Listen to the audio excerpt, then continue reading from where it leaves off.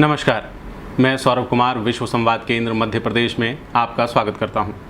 आज हमारे साथ जो शख्सियत जुड़े हैं वो पत्रकारिता का एक जाना माना चेहरा है। आपने लंबे समय तक प्रिंट मीडिया, इलेक्ट्रॉनिक मीडिया और वेब मीडिया में काम किया है। इसके साथ ही आपको पत्रकारिता के क्षेत्र में अध्ययन अध्यापन का भी 14 वर्षों का अनुभव है। इस दौरान आपकी कई सारी पुस्तकें प्रकाशित हुई। वर्तमान में आप माखनलाल चतुर्वेदी विश्वविद्यालय के कुलपति हैं और अभी अभी हमें एक सुखद समाचार प्राप्त हुआ है कि संजय द्विवेदी सर को भारतीय जनसंचार संस्थान के महानिदेशक के पद पर नियुक्त किया गया है। तो पहले तो सर आपको बहुत बहुत शुभकामनाएं इस उपलब्धि के लिए। सर, पहला सवाल जो मैं आपसे जानना चाहूँगा कि जब हम आपके पत्रकारिता के सफ़र को देखते हैं तो उत्तर प्रदेश के एक छोटे से शहर से आपके पत्रकारिता की रुचि जागी आपके मन में। आप पत्रकारिता की पढ़ाई करने के लिए मध्य प्रदेश आए। आपने माखनलाल चतुर्वेदी विश्वविद्यालय में ही अपनी पत्रकारिता की पढ़ाई की। उसके बाद आपने मध्य प्रदेश और छत्तीसगढ़ को अपनी कर्मभूमि बनाया और आज जिस संस्थान से आप पढ़े उसी संस्थान के सर्वोच्च पद पर आप पहुँचे। तो आपका ये सफ़र कैसा रहा? उत्तर प्रदेश के उस छोटे से गांव से भारतीय जनसंचार संस्थान तक का आपका सफ़र, इस सफ़र के बारे में हमें विस्तार से बताइए। देखिए, मुझे ऐसा लगता है कि हर युवा को और हर विद्यार्थी को सपने देखने चाहिए और अपने सपनों को पूरा करने के लिए दौड़ लगानी चाहिए और अपेक्षित परिश्रम भी करना चाहिए। अगर आप सपने देखते हैं और उन सपनों को पूरा करने का आपके अंदर जज्बा है तो सपने पूरे भी होते हैं। मैं ये नहीं कह रहा कि मैंने कुलपति बनने का या आईएमसी का डीजी बनने का सपना देखा था। मैंने एक अच्छा पत्रकार बनने का और किसी दैनिक समाचार पत्र का संपादक बनने का सपना देखा था और ये प्रभु की कृपा है कि बहुत कम आयु में मेरा वो सपना पूरा हो गया। मैं बहुत कम आयु में संपादक बना, कई महत्वपूर्ण समाचार पत्रों का संपादक रहा, स्वदेश का, दैनिक भास्कर का, और इसके अलावा जो पहला सेटेलाइट चैनल लॉन्च हुआ छत्तीसगढ़ का, उसमें इनपुट एडिटर रहा। तो कई बार क्या होता है कि प्रकृति आपका साथ देती है, पर सपने तो आपको ही देखने हैं, परिश्रम आपको ही करना है। तो मुझे लगता है संदेश मेरा यही है और लोगों से कहना मेरा यही कि वो सपने देखें और उन सपनों के लिए अपेक्षित परिश्रम करें और ऊपर वाला बिल्कुल आपका साथ देता है। सर, पत्रकारिता के क्षेत्र में जितने ही बच्चे आते हैं सब अपने सपने लेकर आते हैं, सबके अपने ख्वाब होते हैं, लेकिन खास करके भी कोरोना बीतने के बाद एक डर बच्चों के मन में बैठा है कि उन्हें नौकरी मिलेगी नहीं मिलेगी, रोज़गार मिलेगा नहीं मिलेगा। ये डर किस हद तक सही है और जो पत्रकारिता की शिक्षा है वो इस कोरोना के बाद किस तरह बदलेगी? पत्रकारिता का रोज़गार किस तरह बदलेगा और पत्रकारिता के अध्यापन को, अध्ययन को और ज़्यादा रोज़गार मूलक बनाने के लिए हम क्या परिवर्तन उसमें करने चाहिए? देखिए, क्या हो रहा है कि समय समय पर अनेक परिस्थितियां ऐसी आती हैं जिसमें मानवता की और मनुष्य की दोनों की परीक्षा होती है। मनुष्य का काम है न घबराना और साहस के साथ उसका मुकाबला करना। यह भी परीक्षा की घड़ी है। यह परीक्षा है मनुष्य के विवेक की, यह परीक्षा है मनुष्य के साहस की, यह परीक्षा है उसकी जिजीविषा की। तो कोरोना है तो ये कोई अस्थायी संकट नहीं है। दुनिया में तमाम ऐसे संकट आए और उसके बाद लगा कि सब कुछ खत्म हो जाएगा, पर कभी सब कुछ खत्म नहीं होता। अंततः जीतती मनुष्यता है, अंततः जीतता मनुष्य है। तो ये सामयिक संकट है, तात्कालिक संकट है, आया है, कल टल जाएगा। और कितनी भी संकट हो, कितनी विपदाएं हों, अंततः क्योंकि मनुष्य ही जीतता है, इसलिए हमें इस बात का ध्यान रखना पड़ेगा कि हम अपने संकटों से निजात पाने के लिए, अपने संकटों से मुकाबला करने के लिए हिम्मत न छोड़ें। अगर हम हिम्मत नहीं छोड़ेंगे, हिम्मत बना के रखेंगे तो निश्चित रूप से हमें सफलता मिलेगी, इसमें कोई दो राय नहीं। कोरोना हमें टेक्नोलॉजी के दौर में एक कदम आगे लेकर गई है, 2 कदम आगे लेकर आईटी के सेल में। तो ऐसे में आप क्या देख रहे हैं कि पत्रकारिता के क्षेत्र में कौन से नए रोजगार सृजित होने की संभावनाएं हैं? किस तरह के नए रोजगार? एक तरह से शिफ्ट तो हो ही गया है। 1991 के बाद लगभग शिफ्ट डिजिटल पे है, ठीक है, और एक मीडिया कन्वर्जेंस का टाइम हमें दिख रहा है। मतलब एक साथ आपको अनेक माध्यमों पर सक्रिय होना पड़ता है।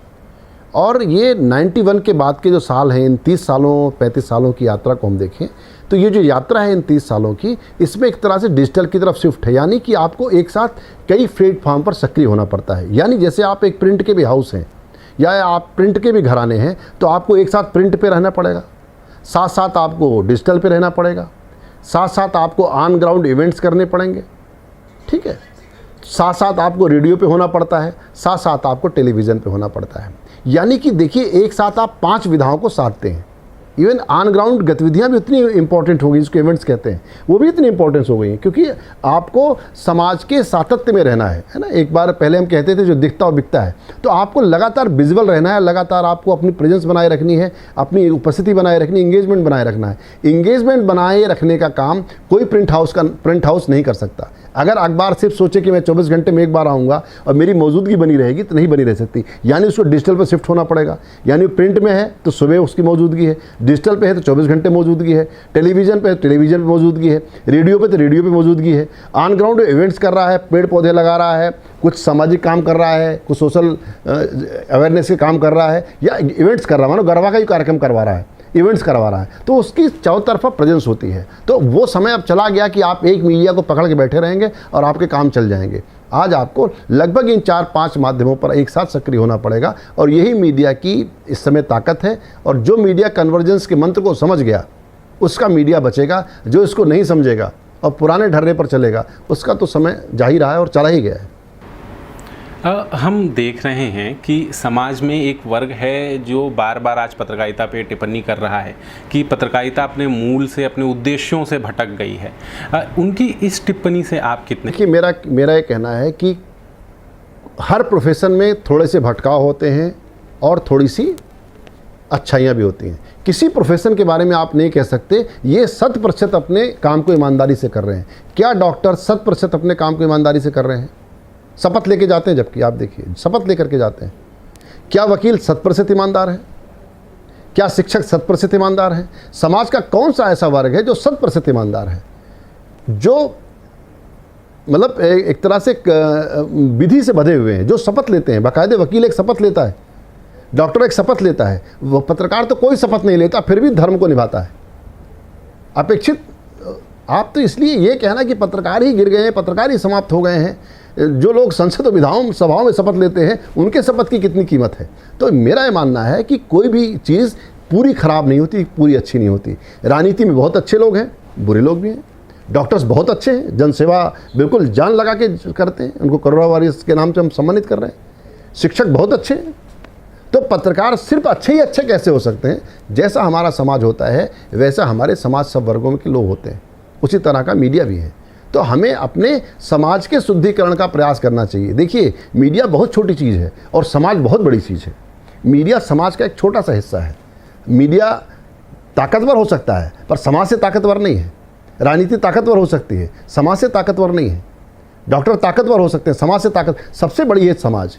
समाज को अगर हम स्वस्थ करेंगे, समाज की शक्ति को जगाने का काम करेंगे, समाज की सामूहिकता के लिए काम करेंगे, अपने आप समाज में एक स्वस्थ वातावरण बनेगा। अच्छे डॉक्टर होंगे, अच्छे शिक्षक होंगे। यही तो रामराज्य की कल्पना है।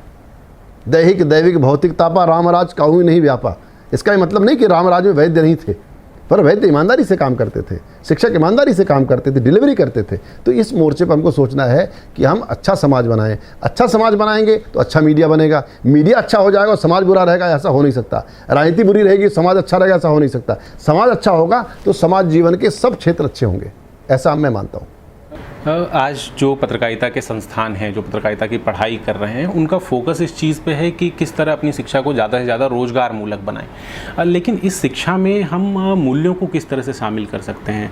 हम ये प्रयास कैसे कर सकते हैं कि पत्रकारिता की शिक्षा में हम ये भी करें कि हम छात्रों को इस चीज़ के लिए तैयार करें कि मुश्किल से मुश्किल परिस्थितियों में अपने मूल्यों से ना डिगें, जो कोर इथिक्स, अपने इथिक्स से वो ना भटकें और वो मजबूती के साथ। एक बहुत शब्द लांछित किया गया, जबकि वो शब्द बहुत अच्छा है, प्रोफेशनलिज्म, है ना। जबकि प्रोफेशनलिज्म तो बहुत अच्छी चीज़ है।